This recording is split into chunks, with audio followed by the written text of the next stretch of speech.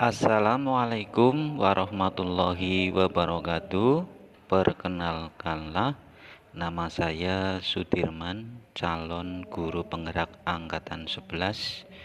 Saya mengajar di SD Negeri 1 Nodok, Kecamatan Palikraja, Kabupaten Banyumas. Pada video kali ini saya akan menyampaikan koneksi antar materi, kesimpulan dan refleksi modul 1.1. Apa yang saya percaya tentang murid dan pembelajaran di kelas sebelum saya mempelajari modul 1.1? Sebelumnya saya menganggap murid itu selayaknya kertas putih, bersih dan tanpa noda. Pendidik dapat dengan mudah menggoreskan tinta-tinta pengetahuan hingga kertas putih itu menampilkan gambaran-gambaran pengetahuan yang begitu penuh. Goresan yang tergambarkan sesuai kehendak pendidik, sehingga murid hanya menerima masukan dari pihak luar. Saya juga berpikir bahwa target pencapaian kurikulum dan pencapaian ketuntasan pembelajaran merupakan prioritas utama. Pemberian tugas, baik tugas terstruktur maupun tidak terstruktur, menjadi cara efektif memenuhi target pembelajaran. Dalam hal ini, saya kurang memperhatikan proses, sehingga pengalaman belajar kurang berkesan. Saya masih bertindak superior. Saya memposisikan diri sebagai sumber belajar yang paling dominan dalam pembelajaran. Murid kurang berinteraksi dengan sumber belajar lain yang lebih menarik dan kekinian. Saya masih berupaya membentuk murid-murid agar menjadi sosok yang dianggap sempurna. Penggunaan bahasa daerah, yaitu bahasa ngapak, begitu kental pada komunikasi murid-murid saya. Dan saya cenderung memperbaiki ucapan mereka saat mereka berkomunikasi dengan saya tanpa memperhatikan pentingnya melestarikan budaya lokal. Pemberian hukuman dan larangan masih sebagai alternatif mendisiplinkan murid dan dianggap cukup efektif. Dan segala aktivitas murid merupakan instruksi guru. Murid kurang kreatif dan cenderung menunggu perintah selanjutnya dari guru. Lalu, apa yang berubah dari pemikiran atau perilaku saya setelah mempelajari modul ini?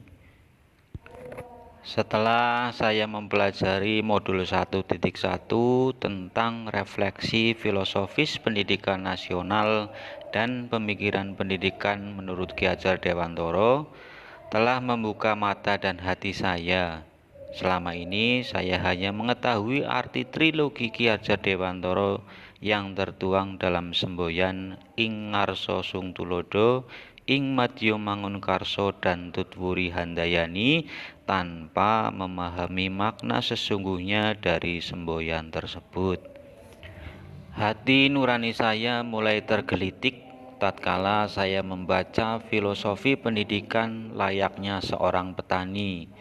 Murid sebagai benih sudah selayaknya tumbuh dalam perlakuan sesuai kodratnya.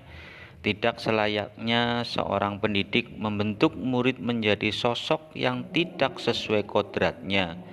Sama halnya dengan seorang petani yang tidak pernah mengharap tanaman jagung menghasilkan padi. Sistem Among menuntut kesabaran. Saya menyadari bahwa setiap anak itu istimewa, unik, dan memiliki potensi dalam dirinya. Saya membenahi pola pikir saya mulai dari diri sendiri. Saya harus menjadi teladan yang baik bagi murid saya. Saya senantiasa bertutur kata dan berperilaku sopan sehingga mengedepankan adab. Kodrat anak adalah bermain dan melakukan misi membangun pengetahuannya sendiri. Saya menyadari bahwa setiap anak itu unik dengan berbagai kelebihan dan kekurangan mereka. Berusaha menjadi guru, ayah, teman, sahabat, dan fasilitator yang baik bagi mereka sehingga muncul keterikatan emosional yang kuat, dan ini lebih memudahkan menuntun mereka sesuai kodratnya. Tidak menerapkan sanksi atau teguran tegas kepada murid karena akan membuat mereka tertekan dan tidak merdeka. Apa yang bisa segera saya terapkan agar kelas saya lebih baik dan mencerminkan pemikiran Ki Hajar Dewantoro? Yang pertama, dengan mengidentifikasi karakteristik murid, mulai dari latar belakang keluarganya, kebiasaan, gaya belajar, kemampuan menyerap materi pelajaran, bakat atau minatnya, juga meminta pendapat mereka tentang hal-hal yang menyebabkan mereka tidak nyaman saat pembelajaran. Murid bukanlah selembar kertas putih, akan tetapi memiliki goresan-goresan yang dapat kita tebalkan. Mereka memiliki potensi yang perlu kita kuatkan. Saya tidak lagi menjadikan KKM sebagai satu-satunya dasar pedoman berprestasi, melainkan membangun segala potensi yang mereka miliki. Memberikan kebebasan bagi murid, seperti memberi kesempatan pada murid untuk berbicara dan mengungkapkan perasaan serta ide-ide mereka. Bahasa ngapak dijadikan sarana komunikasi di tengah penggunaan bahasa Indonesia yang baik. Merancang pembelajaran yang sesuai dengan kebutuhan murid dan melaksanakan pembelajaran yang bermakna, menyenangkan, dan merdeka melalui berbagai inovasi model pembelajaran. Menjadi tauladan dalam bertutur kata dan berperilaku, memberi inspirasi, serta menjadi motivator bagi murid. Melakukan berbagai pembiasaan untuk membentuk karakter dan budi pekerti murid, misalnya membiasakan mengucapkan kata maaf, tolong, dan terima kasih. Dan yang terakhir, dengan melakukan pendekatan secara emosional kepada murid maupun orang tua, guna mencari solusi terbaik pada setiap masalah yang dihadapi. Kesimpulannya, sistem Among dalam pendidikan di Indonesia perlu diterapkan dalam pembelajaran. Semboyan Ki Hajar Dewantoro merupakan sebuah pedoman dalam mendidik generasi bangsa. Sudah selayaknya seorang pendidik menjadi teladan yang baik, menginspirasi, dan senantiasa memberikan motivasi atau dorongan agar murid dapat mengembangkan potensinya. Murid memiliki potensi yang berbeda. Pendidik dapat mengembangkan potensi tersebut sesuai kodrat murid. Kuatkan kembali budaya daerah, karena budaya daerah merupakan akar dari kebudayaan nasional. Sudah selayaknya sekolah sebagai taman bermain. Jadikanlah sekolah sebagai sarana eksplorasi pengetahuan, sehingga peran guru bukan lagi satu-satunya sumber belajar.